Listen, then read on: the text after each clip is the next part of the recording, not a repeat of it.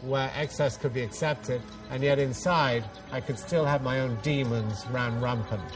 So things were certainly dawning upon me when I went down to the whiskey bar on a Labor Day when I was 34 years old on Sunset Marquee. I was about to start a weekend of binging that would get me through to Monday, and then I would be excessive in my business life again.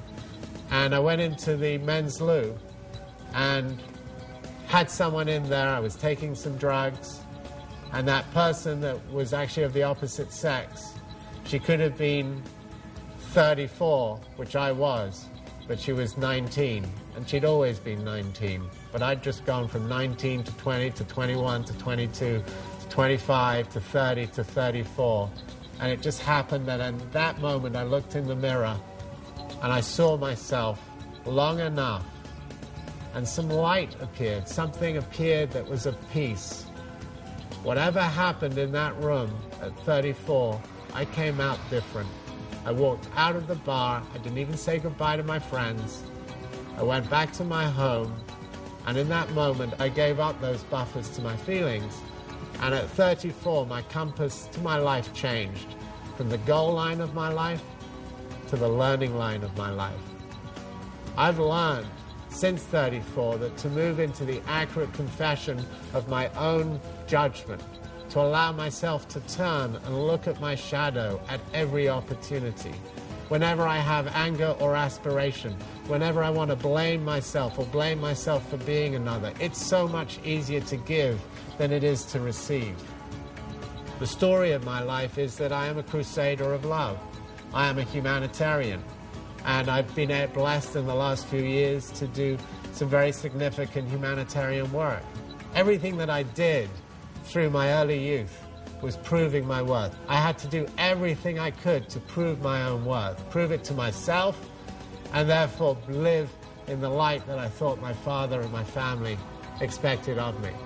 But then something else happened, and I realized later on, after I was 34, that nothing that I do ever proves me worthy. Nothing that you do, listening to this and watching this, will ever prove you worthy. We are worthy simply because we are. I am, and so are you. And now my commitment is to support each and every one of us to be the best we can be.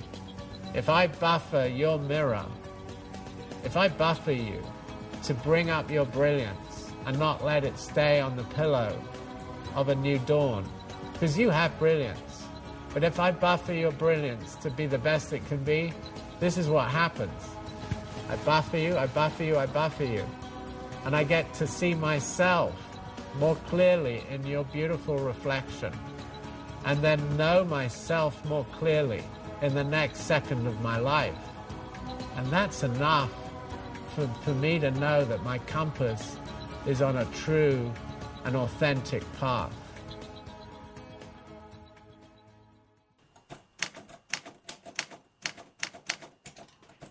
On the road.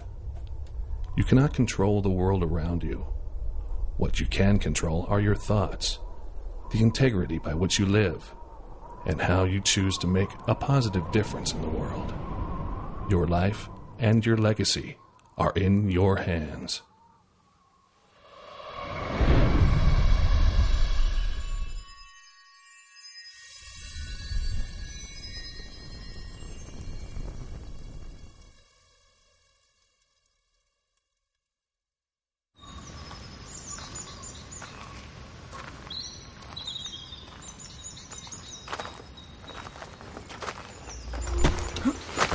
We know when we're living our lives from the inside out, there are things that can happen to us that we cannot control, things that can catch you on the blind side. And it's a place that you go, perhaps as St. Francis talked about, Lord, grant me the serenity to accept the things that I cannot change. I can't change what has happened. The courage to change the things that I can. I can change how I'm going to respond, and the wisdom to know the difference.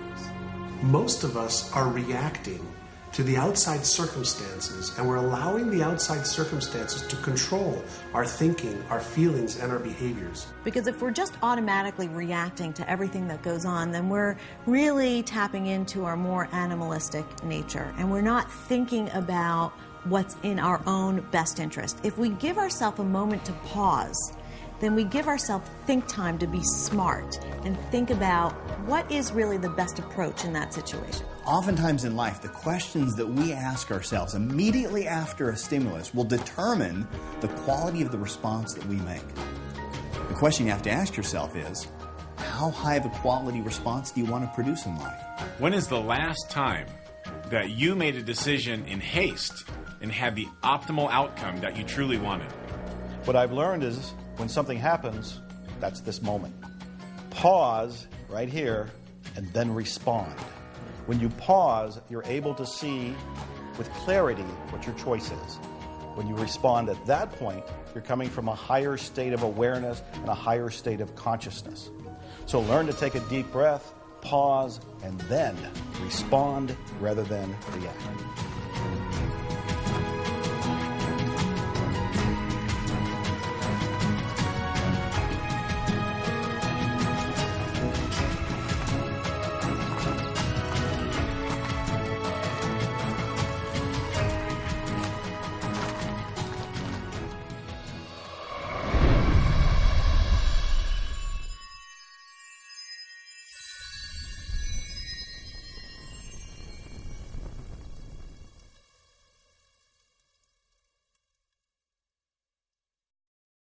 Staying focused is a matter of reassessment on an ongoing basis.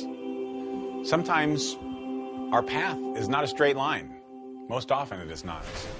So it's about gathering all of the information that you have at that time and figuring out how you will use this information going forward to get exactly what you want. You're going to have a lot of failures, a lot of disappointments, but those are not things to stop you.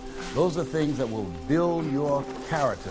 And as a result of those things, you will grow through those things and begin to discover some things about yourself that you would not know otherwise. Start seeing the challenge as a part of the quest. When you do that, you can embrace it versus resist it. All you do every single day is you achieve one mini goal that moves you in the direction of something that's important to you.